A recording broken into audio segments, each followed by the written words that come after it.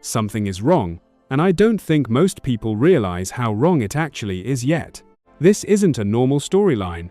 This isn't driver has a rough week and bounces back. This is something slower, something quieter. The kind of thing that builds in the background until one day you look up and the entire season has already shifted underneath your feet. And by the time you finish watching this, you're going to understand exactly why the 48 team might never look the same again this year. But here's the thing, we need to go back. Because if you only caught the headlines, you missed everything that actually matters. It started at COTA, the Echo Park Automotive Grand Prix.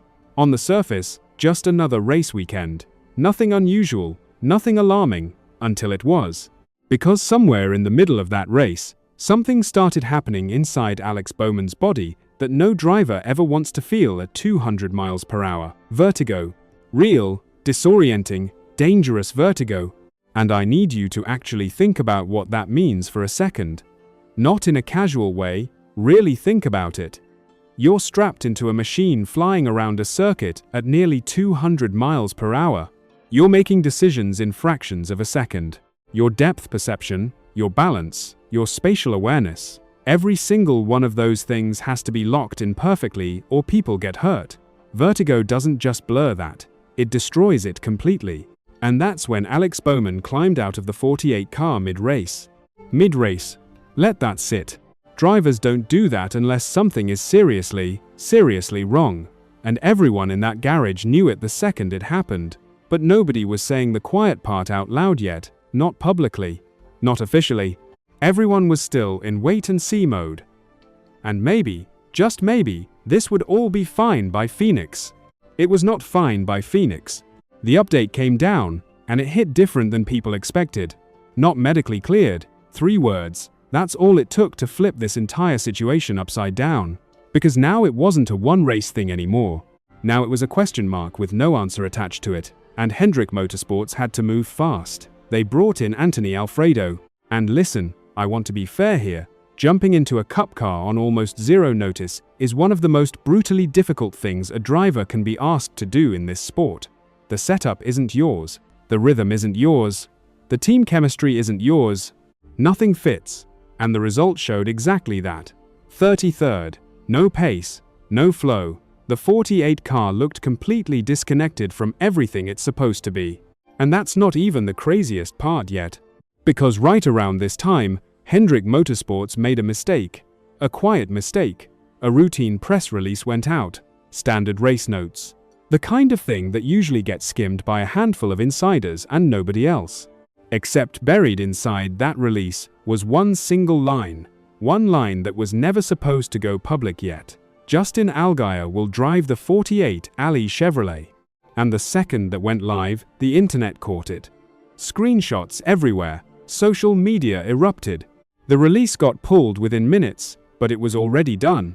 You can't unpull a screenshot. You can't unring that bell. And just like that, before Hendrick even had a chance to control the message, the whole plan was out there. This is where things take a real turn. Because now it wasn't speculation anymore. It wasn't fans guessing, analysts theorizing, insiders hinting. It was real. And Hendrick made it official shortly after. Justin Allgaier is taking over the 48 car for Las Vegas. And I want you to understand why this specific move is so loaded with meaning. This isn't a random name pulled from a list. Allgaier has over 80 Cup starts. He has deep roots inside the Hendrick world through JR Motorsports. He just came off an Xfinity Series win and he's carrying real momentum. So when Hendrick went to him, they weren't just filling a seat. They were making a calculated decision to stop the bleeding. But nobody is really talking about what that actually signals. Because think about what it means when one of the most powerful organizations in NASCAR has to stabilize a car that should be competing for wins every single weekend. Think about what it means when the word stabilize even enters the conversation around Hendrick Motorsports. These are the people with Kyle Larson, with Chase Elliott, with William Byron. Winning isn't a goal at Hendrick, it's an expectation. And now the 48 car, a car that carries the same expectation, the same pressure, the same resources, that car is suddenly in survival mode. Not win mode, not podium mode, survival mode. And here's where I need you to feel the weight of this. Allgaier's job isn't glamorous, It isn't exciting. Nobody's asking him to go out and light the world on fire at Las Vegas Motor Speedway. His job is clean laps, disciplined strategy, and don't make this worse. And at Las Vegas, that is harder than it sounds. This track punishes mistakes. Long green flag runs, tire degradation, one miscalculation on a pit call, and your entire race falls apart before you even realize it's happening. You need someone calm, someone experienced, someone who can hold the car together when everything around it is uncertain, and Allgaier can do that. He genuinely can. But that's not the part of this that keeps me up at night. What keeps me up is Alex Bowman. Because the vertigo symptoms are not gone, Hendrick Motorsports has been crystal clear about one thing and one thing only. They are not rushing him back. Not for standings. Not for pressure. Not for anything. And that tells you everything you need to know about how serious this actually is. Because when a NASCAR team that is wired to win, wired to compete, wired to never surrender a single point more than necessary, when that team says we are not rushing this, you listen. You understand what that means. This isn't a sprained wrist. This isn't soreness. This is something that affects how a human being perceives the world around them at nearly 200 miles per hour.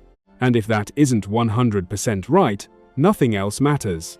Now think about what this means beyond just one driver. The 48 car going inconsistent doesn't just hurt Bowman's stats. It creates a ripple. It shifts momentum inside the entire organization. It changes how resources get allocated, how attention gets divided, how the rest of the team carries the weight of expectation. And in a season where playoff positioning gets decided by margins that feel impossibly small, every week without Bowman in that car is a week that compounds into something harder to recover from. And nobody is saying that out loud either. So now we're sitting here with 3 questions that don't have answers yet. How long is Bowman actually out? Can Allgaier hold this thing together long enough to matter? And if this stretches beyond a few weeks, what does the back half of this season even look like for the 48 team? This is where the story stops being about one race weekend and starts being about something much, much larger.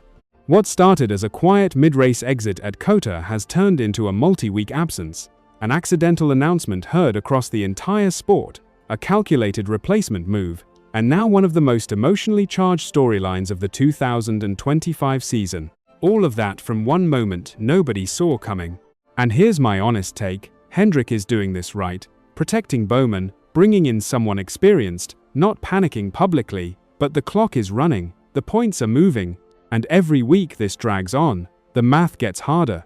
There's no clean ending to this story yet, which means the next few weeks are going to tell us everything.